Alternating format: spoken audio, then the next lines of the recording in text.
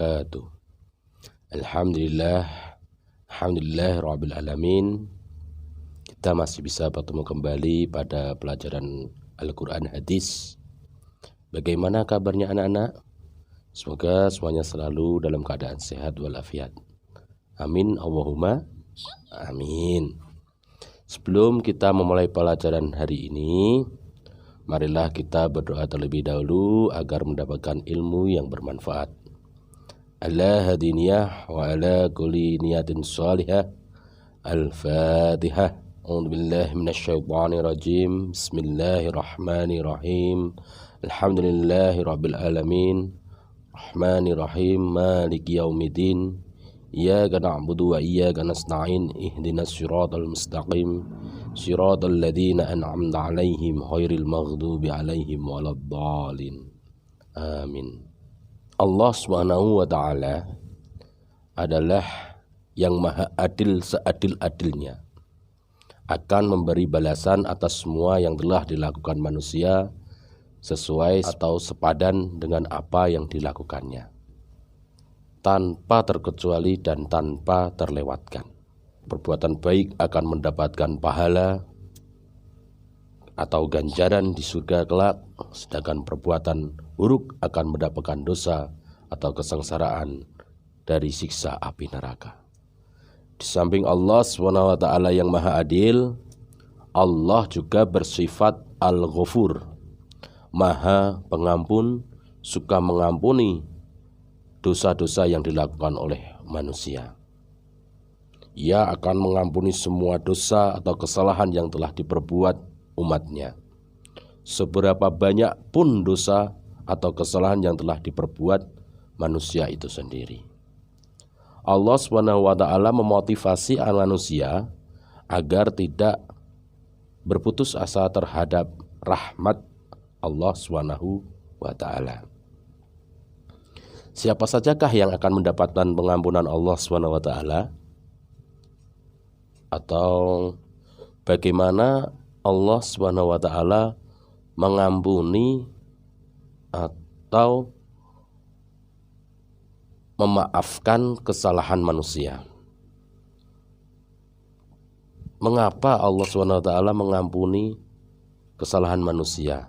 Nah, dalam uraian ini kita akan belajar dan tahu jawabannya pada bab kelima ini, yaitu menumbuhkan sikap optimis dan sabar. Dalam bab ini kita akan membahas tentang surat Al-Balad ayat 1 sampai 10. Marilah kita baca terlebih dahulu surat Al-Balad ayat 1 sampai 10. Pak Faisal terlebih dahulu, nanti diikuti oleh anak-anakku semuanya. A'udzu billahi minasyaitonir rajim. Bismillahirrahmanirrahim. La uqsimu bihadzal balad wa anta hilum bihadzal balad wa walidin wa ma walad. Laqad khalaqnal insana fi kabad.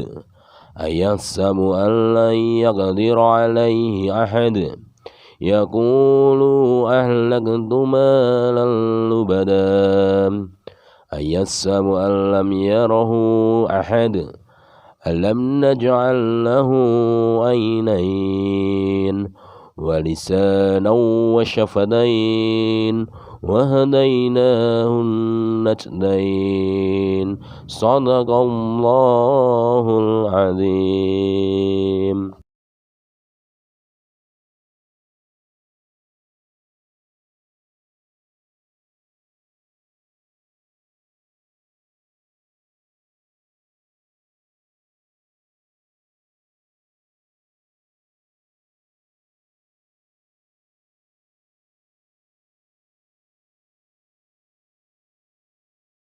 Surat Al-Balad merupakan surat ke-90 dalam Al-Quran. Surat ini termasuk ke dalam golongan surat Makkiyah. Karena apa? karena surat ini diturunkan di kota Mekah.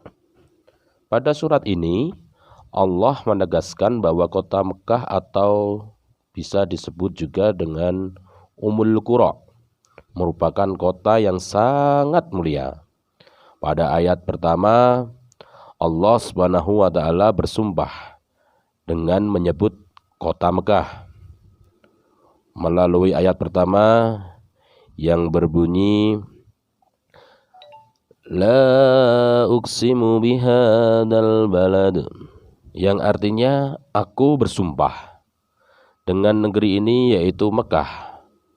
Menurut Ibnu Katsir, seorang mufassir atau ahli tafsir, beliau mengatakan bahwa kata la yang berarti tidak pada ayat pertama ini merupakan penolakan terhadap orang-orang kafir.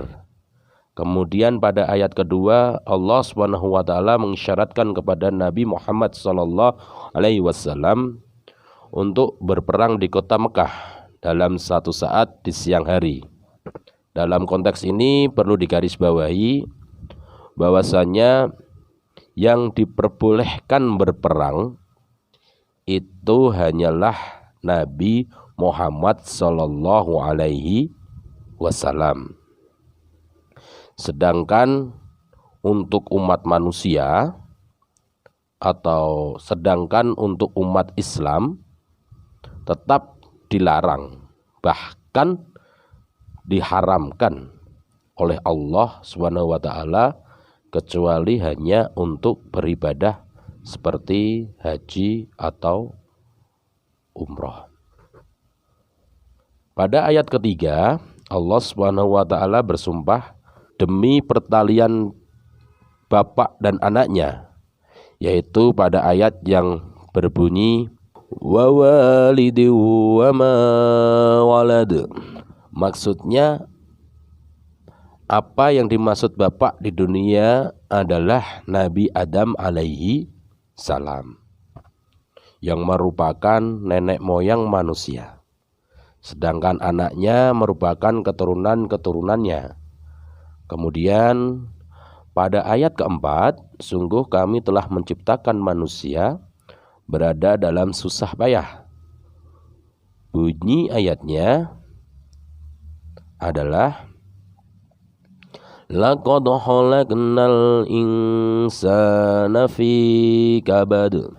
Menurut tafsir Ibnu Katsir, manusia itu diciptakan dalam kepayahan, yaitu hidupnya dipenuhi dengan berbagai urusan yang sangat membayahkan dan memberatkan dirinya. Kemudian pada ayat kelima, apakah dia? Maksudnya adalah apakah manusia itu mengira bahwa tidak ada sesuatu yang berkuasa atasnya? Manusia menyangka bahwa segala yang dimilikinya itu tidak akan dipertanyakan. Kemudian dilanjutkan lagi dengan firman Allah pada ayat ke-6 dan ke-7 yang artinya dia mengatakan aku telah menghabiskan harta yang banyak. Apakah dia mengira bahwa tidak ada sesuatu yang melihatnya? Maksudnya manusia tidak sadar bahwa Allah Subhanahu wa taala melihat dan selalu mengawasi perbuatannya. Selanjutnya pada ayat 8 sampai 9 Allah Subhanahu wa taala menjelaskan nikmat-nikmat yang diberikannya kepada manusia berupa pasang mata untuk melihat, lidah untuk berbicara, dan sepasang bibir untuk membantu manusia dalam mengucapkan kata-kata. Coba sekarang anak-anakku semua membayangkan jika wajah kita tidak diberi mata, tidak diberi hidung, tidak diberi telinga. Coba dibayangkan terlebih dahulu. Tentunya wajah kita tidak akan sebagus apa yang kita lihat di cermin. Atau bahkan kalau sekarang banyak anak-anak yang suka selfie. Kalau selfie tidak ada hidungnya, tidak ada matanya, tidak ada telinganya, tidak ada mulutnya, wajah kita akan seperti apa? Tentunya akan takut melihat wajah kita seperti itu.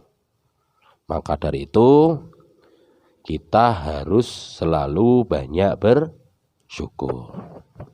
Oke, lanjut kepada ayat ke-10 yang artinya, dan kami telah menunjukkan kepadanya dua jalan, yaitu kebaikan dan kejahatan. Maksud ayat ini adalah Allah Subhanahu wa Ta'ala telah memberikan nikmat-nikmat kepada manusia dan menunjukkan dua jalan atau dua pilihan, dua kategori pilihan, yaitu apabila manusia bersyukur nikmat tersebut, maka itulah jalan kebaikan, dan apabila manusia mengingkari nikmat tersebut, maka itu adalah jalan keburukan. Maka dari itu, dalam ayat ini kita sudah belajar bahwa sesungguhnya manusia itu diciptakan dalam keadaan payah. Maka dari itu manusia harus menyadari bahwa sesuatu itu harus dikembalikan kepada Allah Subhanahu wa Ta'ala. Dan kita juga harus bersyukur dalam menyikapi nikmat yang telah diberikan kepada kita. Tanpa syukur kita tidak akan menikmati kebesaran Allah. Bagaimana tanda syukur itu? Tanda syukur adalah memanfaatkan atau menggunakan nikmat yang telah diberikan kepada kita dalam hal kebaikan. Dalam surat Al-Baqarah ayat 152 yang berbunyi, A'udzu billahi minasy syaithanir rajim. Bismillahirrahmanirrahim. Wadhkurni adhkurkum washkurli wala takfurun. Yang artinya, karena itu ingatlah kamu kepadaku, niscaya aku ingat pula kepadamu, dan bersyukurlah kepadaku dan janganlah kamu mengingkari nikmatku. Pada ayat ini kita juga sudah diberitahu bahwasanya kita harus selalu ingat kepada Allah Subhanahu wa Ta'ala. Karena kalau kita ingat, Allah juga tidak akan pernah melupakan kita. Jadi jangan hanya kalau membutuhkan saja baru dekat dengan Allah. Dengan rasa kita berterima kasih, kita mensyukuri nikmat kepada Allah, kita dekatkan diri kepada Allah. Dan surat Az-Zumar ayat ke-66, A'udzu billahi minasyaitonir rajim. Bismillahirrahmanirrahim. Balillahi fa'bud wa kum minasyakirin.